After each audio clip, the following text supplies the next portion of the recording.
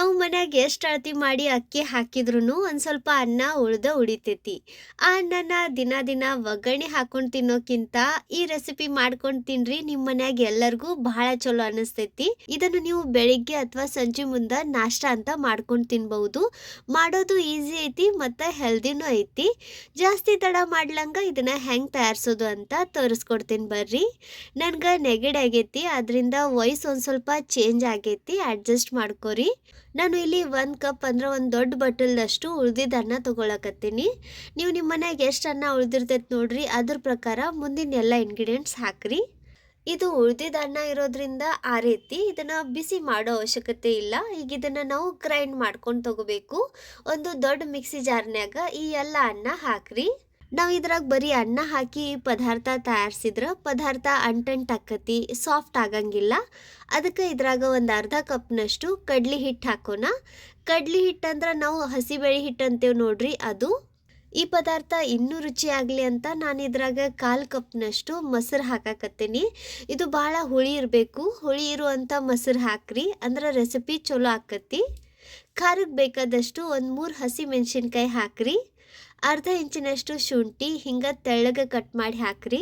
ಹಂಗೆ ನಾನು ಇದ್ರಾಗ ಅರ್ಧ ಕಪ್ನಷ್ಟು ಚಿರೋಟಿ ರವೆ ಹಾಕಾಕತ್ತೀನಿ. ನಾವು ಉಪ್ಪಿಟ್ಟು ಅದು ಮಾಡಕ್ಕೆ ಯೂಸ್ ಮಾಡ್ತೇವೆ ನೋಡ್ರಿ, ಅದ ರವೆ ಇದು. ಇದನ್ನ ಹಾಕೋದ್ರಿಂದ ನಾವು ಮಾಡಕತ್ತಿರೋ ಪದಾರ್ಥ ಸಾಫ್ಟ್ ಮತ್ತು ಸ್ಪಾಂಜಿ ಆಕತಿ. ಈಗ ಇದ್ರಾಗ ಅರ್ಧ ಕಪ್ನಷ್ಟು ನೀರು ಹಾಕಿ ಇದನ್ನೆಲ್ಲ ಸಣ್ಣಕ್ಕೆ ಗ್ರೈಂಡ್ ಮಾಡ್ಕೊಂಡು ತಗೊಳ್ಳೋಣ. ನೀವು ಬೇಕಂದ್ರೆ ಗ್ರೈಂಡ್ ಮಾಡಬೇಕಾದ್ರೆ ಇದು ಬಹಳ ಗಟ್ಟಿ ಅನಿಸಿದ್ರೆ ಇನ್ನೊಂದು ಸ್ವಲ್ಪ ನೀರು ಹಾಕ್ಬೋದು, ಆದರೆ ಇದನ್ನು ಭಾಳ ತೆಳ್ಳಗೆ ಮಾಡ್ಕೋಬೇಡ್ರಿ. ನೋಡ್ರಿ, ಹಿಂಗೆ ಇದನ್ನು ಗ್ರೈಂಡ್ ಮಾಡಿಕೊಂಡು ಒಂದು ಬೌಲ್ನ್ಯಾಗ ತೆಗೆದಿಡೋಣ. ನೀವು ಇಲ್ಲಿ ನೋಡಾಕತ್ತಿರ್ಬೋದು ನೋಡ್ರಿ, ಬ್ಯಾಟರ್ ಹಿಂಗೆ ಸ್ಮೂತ್ ರೆಡಿ ಆಗಬೇಕು.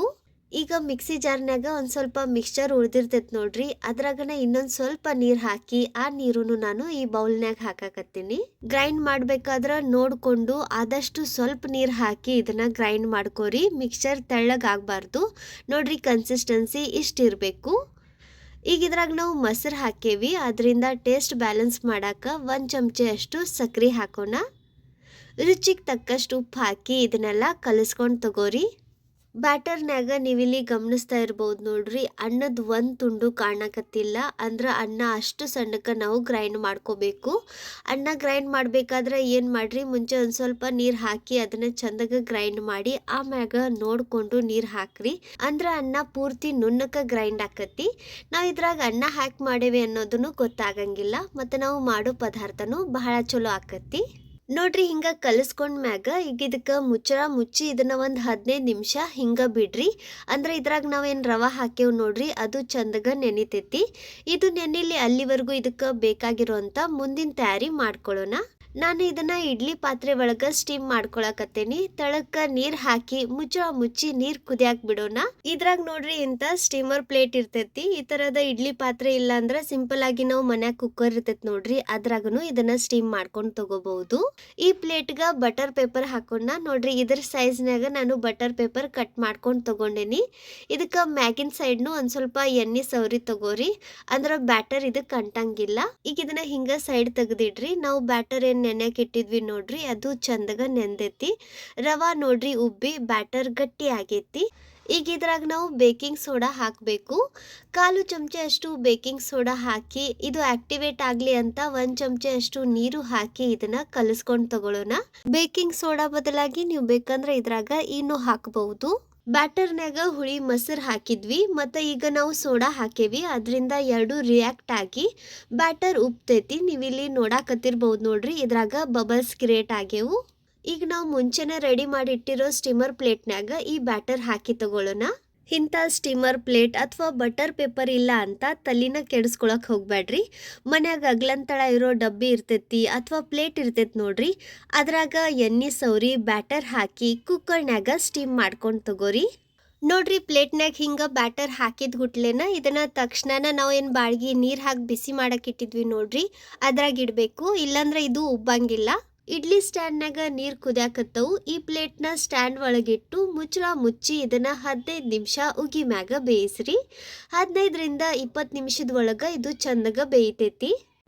20 ನಿಮಿಷ ಆದ್ಮ್ಯಾಗ ಇದನ್ನು ನಾನು ತೆಗೆದು ನೋಡಾಕತ್ತೀನಿ. ಸೂಪರ್, ನೋಡ್ರಿ, ಇದು ಮಸ್ತ್ ಉಬ್ಬೈತಿ. ಆದರೆ ಇದು ಒಳಗೆ ಬೆಂದೈತಿ ಇಲ್ಲ ಅಂತ ಚೆಕ್ ಮಾಡಬೇಕು. ಚಾಕುನಿಂದ ಹಿಂಗೆ ಚೆಕ್ ಮಾಡ್ರಿ. ಇದು ಕ್ಲೀನ್ ಬರಬೇಕು. ನೋಡ್ರಿ ಚಾಕು ಪೂರ್ತಿ ಕ್ಲೀನ್ ಬರಾಕತ್ತೈತಿ, ಅಂದ್ರೆ ಇದು ಒಳಗಿಂದ ಬೆಂದೈತಿ.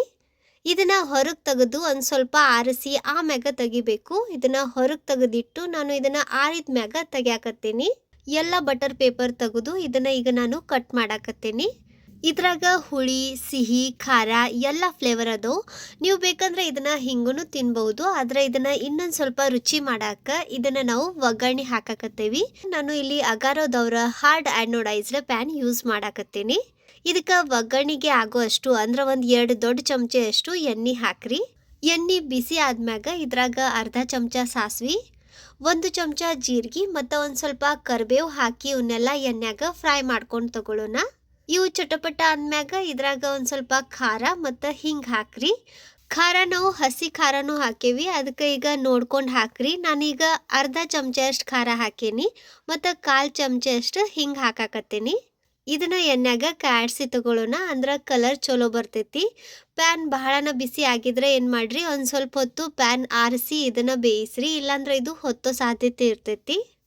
ಇವನ್ನೆಲ್ಲ ಎಣ್ಣೆಗ ಚಂದಾಗ ಫ್ರೈ ಮಾಡ್ಕೊಂಡ್ಮ್ಯಾಗ ಈಗ ನಾವು ಕಟ್ ಮಾಡಿ ಇಟ್ಟಿರೋ ಪೀಸಸ್ನ ಪ್ಯಾನ್ನಾಗ ಎಷ್ಟು ಸಾಲ್ತಾವ್ ನೋಡ್ರಿ ಅಷ್ಟು ಈ ರೀತಿ ಇಡ್ರಿ. ಹಿಂಗೆ ಒಗ್ಗರಣೆ ಹಾಕಿದ್ರೆ ಇವು ಬಹಳ ರುಚಿ ಅನ್ನಿಸ್ತವು. ಕೆಳಗಿನ ಸೈಡ್ ಒಂದು ಸ್ವಲ್ಪ ಬೆಂದವ್ ಅನ್ಸಿದಾಗ ಇವನ್ನ ಹೊಳಸಿ ಇಡ್ರಿ. ಹಿಂಗೆ ಎಲ್ಲ ಕಡೆಯಿಂದ ನಾವು ಹಾಕಿರೋ ಒಗ್ಗರಣೆ ಕೋಟಿಂಗ್ ಇದಕ್ಕೆ ಚಂದಗ ಆಗಬೇಕು. ಆ ರೀತಿ ಹೊಳಸ್ಕೊಂತನ ಇವನ್ನ ಬೇಯಿಸ್ರಿ. ಇವನ್ನ ನೀವು ಭಾಳ ಕ್ರಿಸ್ಪಿ ಮಾಡಬೇಕು ಅಂದ್ರೆ ಎಣ್ಣೆ ಒಂದು ಸ್ವಲ್ಪ ಜಾಸ್ತಿ ಹಾಕ್ರಿ. ನೋಡ್ರಿ ಇವನ್ನ ನಾನು ಹಿಂಗೆ ಹೊಳಸಿ ಹಾಕ್ತನ ಎಲ್ಲ ಕಡೆಯಿಂದ ಚಂದಗ ಬೇಯಿಸಿ ತಗೊಂಡಿನಿ. ಇದಕ್ಕೆ ನಾವು ಉಳ್ದಿದ್ದ ಅನ್ನದ ಡೋಕ್ಳ ಅನ್ಬೋದು, ಅಥವಾ ಇನ್ಯಾವುದಾದ್ರೂ ಹೆಸರು ಸಜೆಸ್ಟ್ ಮಾಡ್ಬೇಕಂದ್ರೆ ಕಮೆಂಟ್ನಾಗ ತಿಳಿಸ್ರಿ. ಇದನ್ನು ಹಿಂಗೆ ಬಿಸಿ ಬಿಸಿದ ತಿನ್ರಿ, ಇಲ್ಲಾಂದ್ರೆ ಕೊಬ್ಬರಿ ಚಟ್ನಿ ಜೊತೆ ಸರ್ವ್ ಮಾಡ್ರಿ, ಭಾರಿ ಮಸ್ತ್ ಆಕತಿ. ಇವತ್ತಿನ ಈ ಉಳ್ದಿದ್ದ ಅನ್ನದ ರೆಸಿಪಿ ನಿಮ್ಗೆ ಹೆಂಗೆ ಅನ್ನಿಸ್ತು ಕಮೆಂಟ್ನಾಗ ತಿಳಿಸ್ರಿ. ವಿಡಿಯೋ ಚಲೋ ಅನ್ಸಿದ್ರ ಸ್ವಲ್ಪನಾರ ಯೂಸ್ಫುಲ್ ಅಂತ ಅನ್ಸಿದ್ರ ಲೈಕ್ ಮಾಡಿ, ನಿಮ್ಮ ಫ್ರೆಂಡ್ಸ್ ಮತ್ತು ಫ್ಯಾಮಿಲಿ ಸರ್ಕಲ್ ಜೊತೆ ಶೇರ್ ಮಾಡಿ ಪ್ರೋತ್ಸಾಹಿಸಿ. ಭೇಟಿ ಆಗೋಣಂತ ಇದೇ ಥರದ ಮತ್ತೊಂದು ಹೊಸ ರುಚಿಯಾಗಿರೋ ಇನ್ನೋವೇಟಿವ್ ವಿಡಿಯೋ ಜೊತೆಗೆ. ಅಲ್ಲಿವರೆಗೂ ನಕ್ಕೊಂತಿರ್ರಿ, ತಿನ್ಕೊಂತಿರ್ರಿ, ಖುಷಿಯಾಗಿರ್ರಿ.